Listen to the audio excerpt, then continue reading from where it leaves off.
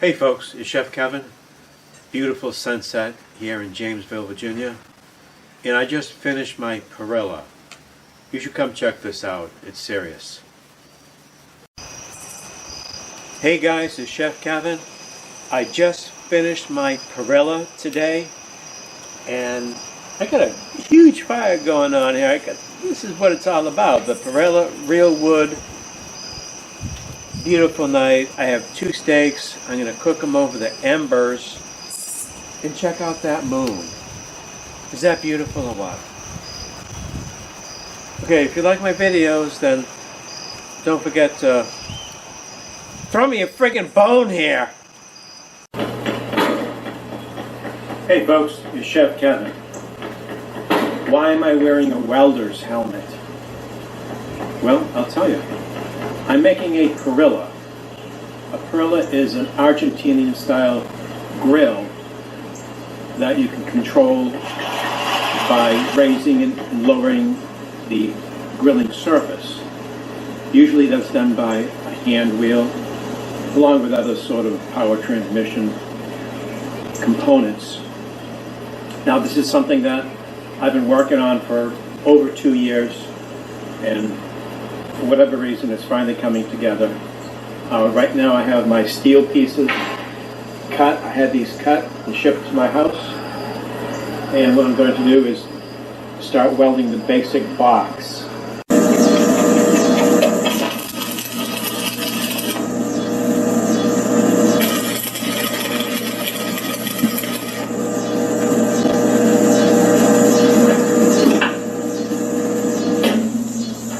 Okay folks,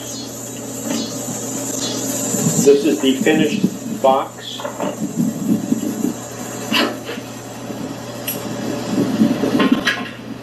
This is made from 11 gauge or 1/8 inch carbon steel plating, and I use angle iron on the inside to reinforce all the corners.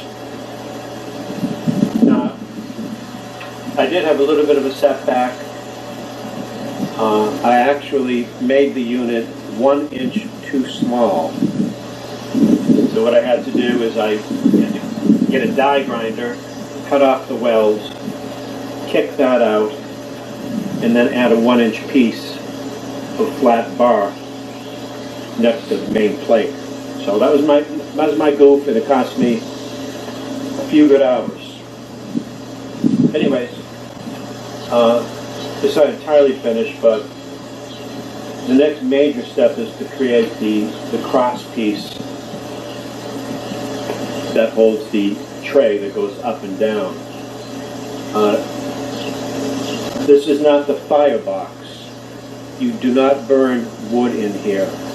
Wood is burnt in a separate unit called a bracero. So you're actually cooking over embers. And that's another unit that I have to make. Okay folks, let me get back to work. Thanks for watching.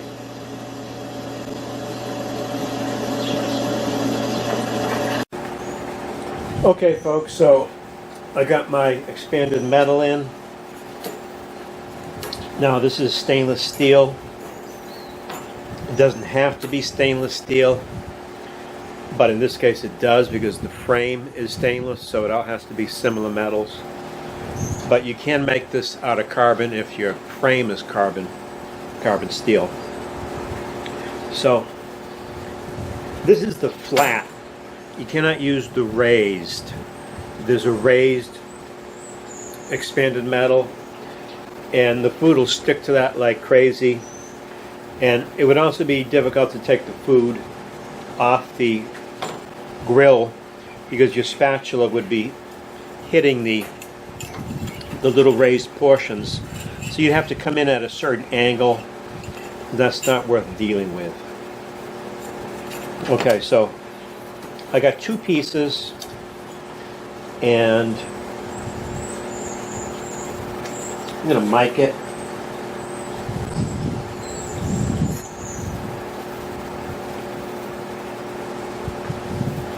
Okay, this is 0.70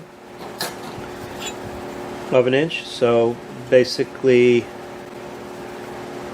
it's over a 16th. Slightly over a 16th. But you know what?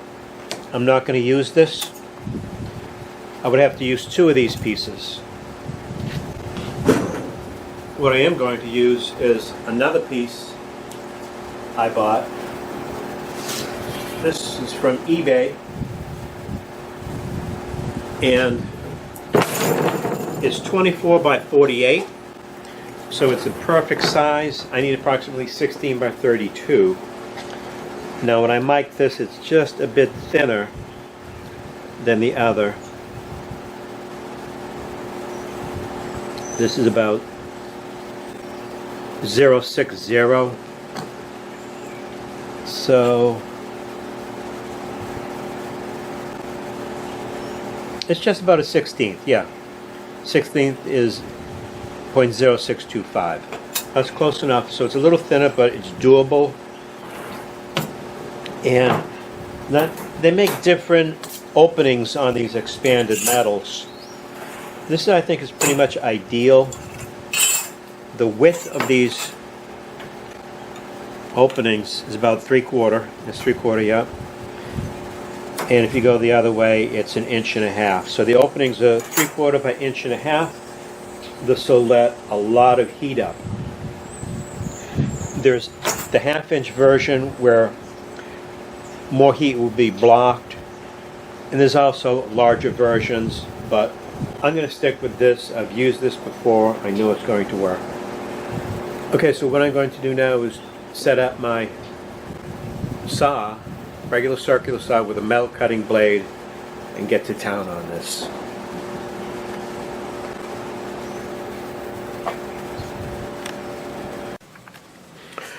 Okay folks, so I'm going to cut my expanded metal.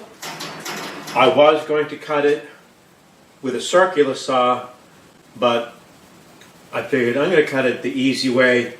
This is actually called a panel saw, and it's a vertical panel saw as opposed to a horizontal panel saw. And this is something you normally find in a woodworking shop, not a metal shop. So I'm going to make 2 quick cuts. I have some backer boards to keep the metal where I need it to be, and I actually screwed the metal to the backer boards just to make sure nothing moves. Now this is very important. This has a dust collection system on it, but do not use your dust collector when you cut metal. The sparks can come off the blade and get stuck into the sawdust and create a fire. And if you use the vacuum, that's adding more air to it, so you can literally burn down your whole system in a heartbeat if you don't know what you're doing. So I'm going to make 2 quick cuts here, and it's going to come out real nice.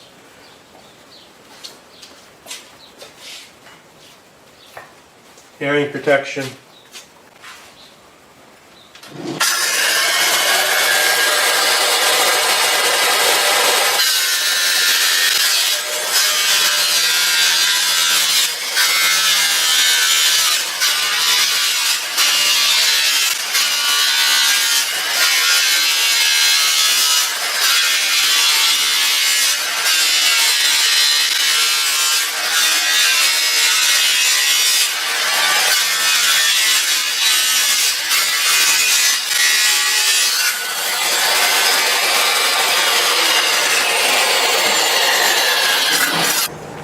Okay, that came out very nice.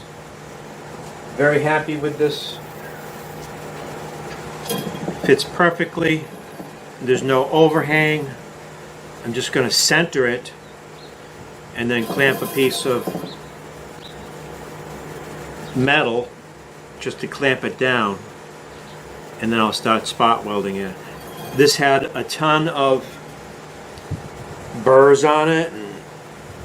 I got 1 small cut, but not bad. Should have had my gloves on, but it's like 95 degrees right now here in Virginia, so it's hot. But came out nice.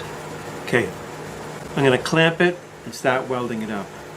Now, the reason I made it from one piece as opposed to two, which was my earlier idea, is I wanted a cleaner look. I didn't want to have a whole bunch of welds, and I thought this would be easier, and it will be. Alright, let's get that buzz box going.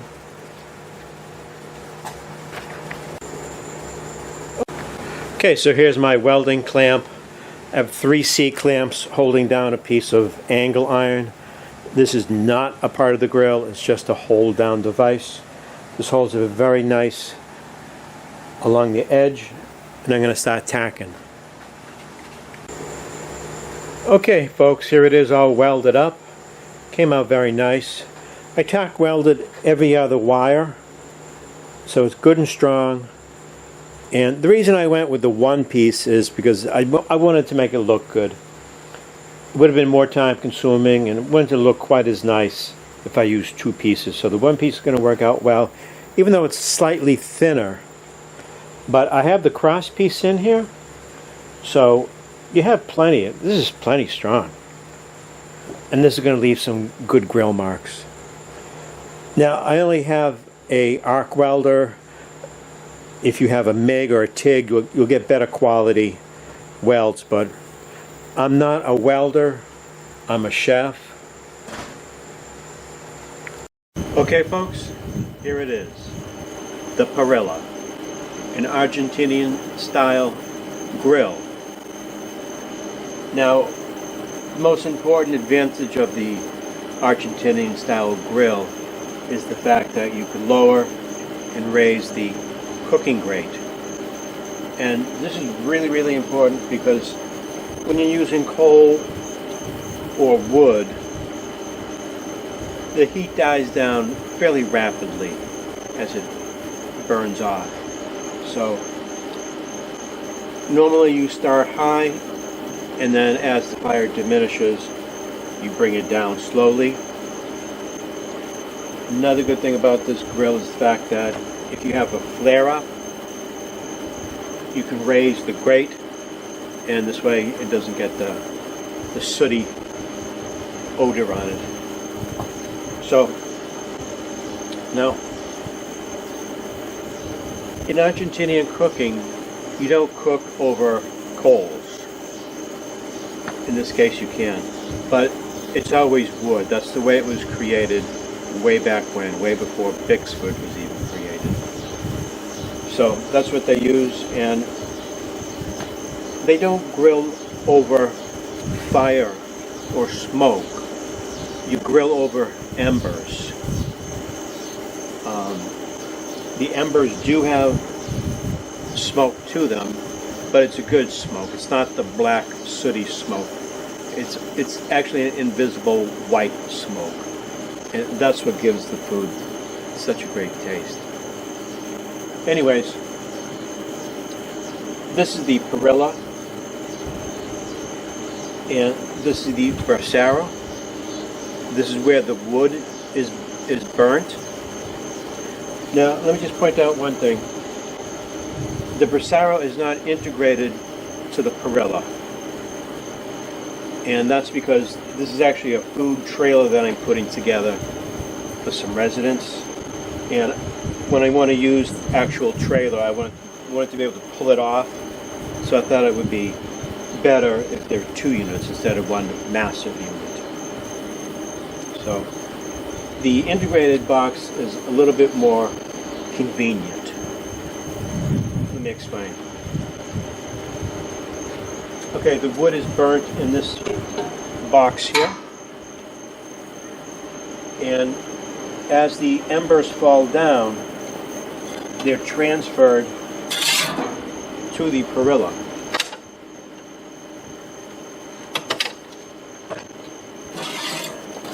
Using this small shovel and placing them on the fire brick. Now, it's a little bit more dangerous this way because you're handling embers, and If you bang into something with an ember, it can fall onto the trailer. It can fall onto your foot. So you gotta really be careful. The integrated one, well, let me show you a picture of what an integrated one is. So this is an example of a Parrilla with a integrated braziero. This is the braziero here, and they have a little wire tray here that you stack the wood on, and the embers fall down below it and you scoop them to the right. So this is more convenient, and it's a little safer because you don't have to, you know, pick up the embers and transfer them. You can just move them across.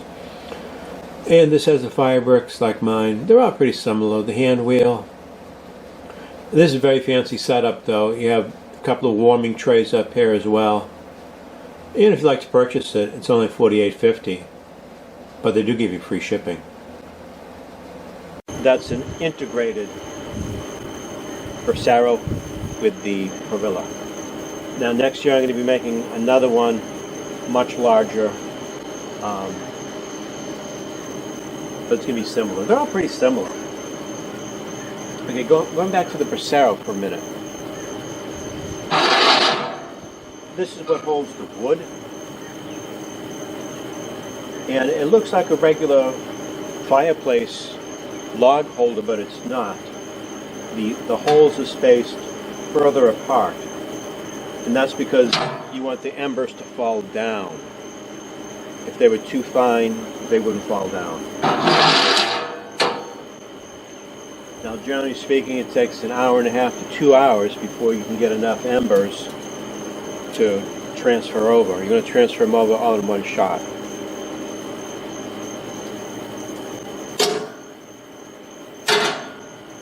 Let's take a closer look at the Parrilla itself. The grill grate is approximately 16 by 32, so it's a pretty good size. You can cook for a ton of people on this if you do it properly. Let me explain. If you're using charcoal, which you can, and it's cheaper,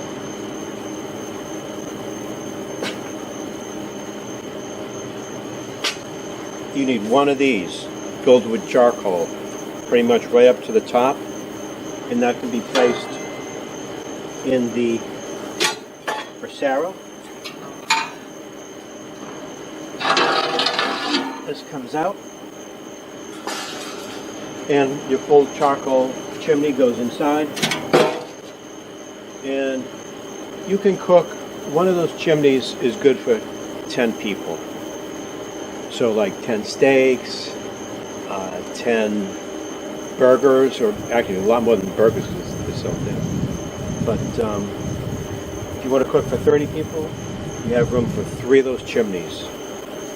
What you do is light them up at the same time, and once the coals start burning from the top, you'll see they turn red and ashen up. Then what you do is you can raise the grill grate,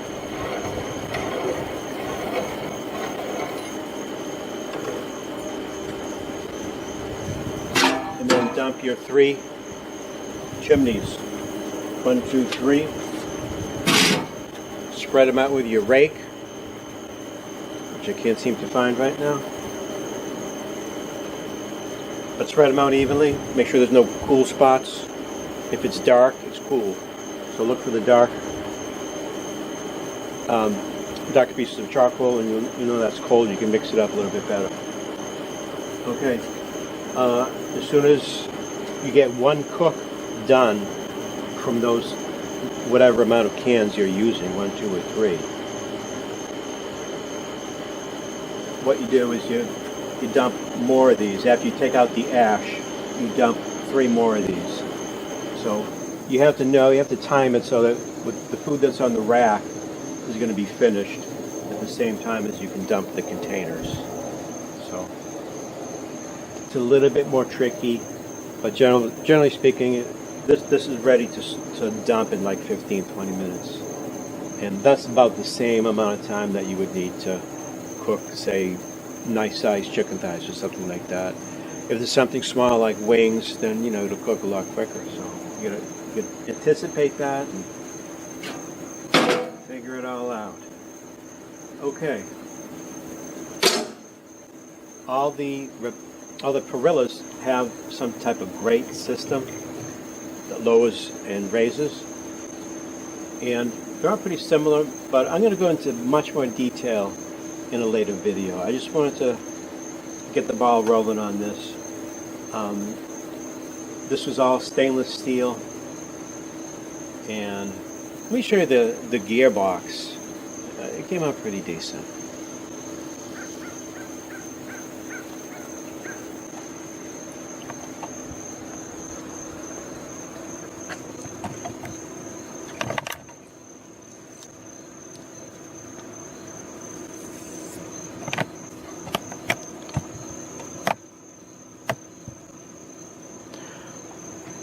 Okay, so in order to raise and lower the grill grate, you pull down on the handle and bring it down.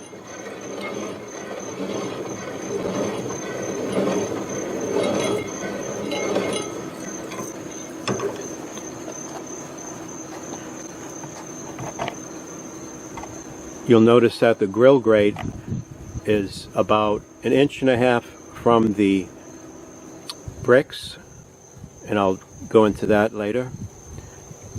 And this is very important because you want the grate to go down as close as possible, because as the heat in the fire diminishes, you can bring it all the way down. Okay, this is actually from a Navy ship, a steam valve handle, and if you want to open it, go in the direction of open. Now this doesn't have a gear, it's actually a pawl and ratchet system. All these are stainless steel because I live pretty close to the water, like 150 feet, so I don't want this stuff rusting away on me. Okay, let's go back to the fire bricks, and this is very important as well. The fire bricks, these are fire brick, refractory bricks. They're used in incinerators, furnaces, crematoriums, whatever. And I have it lined on all three sides and on the bottom as well. You have to have these on the bottom, or else the heat from the coals, I'm sorry. The coals of the wood would be transferred to the steel plate beneath it. So this acts as an insulator. And all these absorb heat, so it actually becomes like a little oven inside there. It can get pretty hot. Okay, another important thing is the way I did the front. Now it has a door. You have to have a door, because when you have all that wood in there, you can really feel it, you know, on your waist area. So it's a lot of heat coming out. So if you don't want to use it, you can just hang it down. It all depends.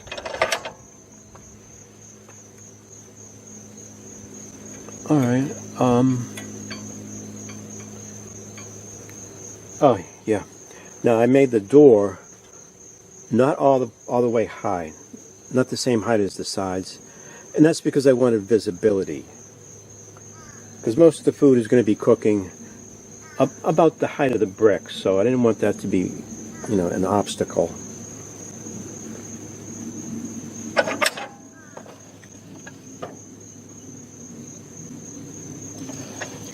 Oh, and these are the thin refractory bricks, the 1.25 inches, as opposed to the regular 2.5 by 4 by 9.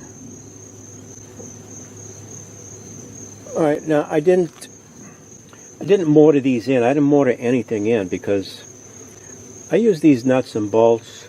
I mean, this is going to be moving. This is mobile. It's going to be moving, so everything is secured here. It's not going to go anywhere. Okay, so moving right along, folks.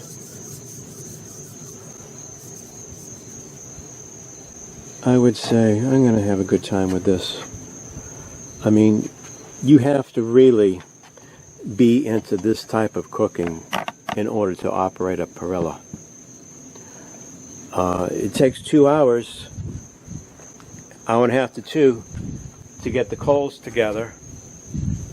So, not the coals, the wood anyway. Oh, I failed to mention, when I was talking about how to use this with coals and wood, I told you how to use it for coals, but to use it for wood,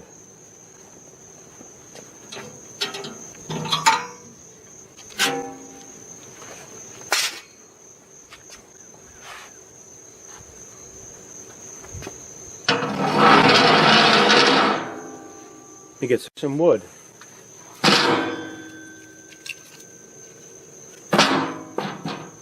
Just about the perfect size for the cradle. This is what it looks like. These are pre-split. You can buy them in logs, but then you have to split them. That's a lot of work. So that's the wood. That's oak, and it's going to be beautiful smelling wood. What I was trying to say earlier is you have to really be into this type of situation. You have to love this, because I mean, it's an amazing amount of work you have to do, and you can't leave this unattended. This is about as far away from a Wi-Fi pellet grill as you can possibly get. This is like caveman style, advanced. So, if you're not wanting to get, hot and sweaty and smelly as hell and possibly burnt, then this ain't for you. At any rate, the coal cooking is actually a little bit easier because you don't have to time the dump outs of each chimney. What you do is you start a fire, and I'm going to go into this in a more detailed video. You start your fire, you let them burn down, but not completely. You have to keep feeding the wood, a stick or two at a time, and as they come out, you raise the grid, put them under the grill, and you just keep going and going. You can cook a lot of food for a lot of people real quick. Well, not real quick, but quicker than any other method. So that's it, folks. Thanks for watching. This is a long, hard video for me. And don't forget to throw me that bone.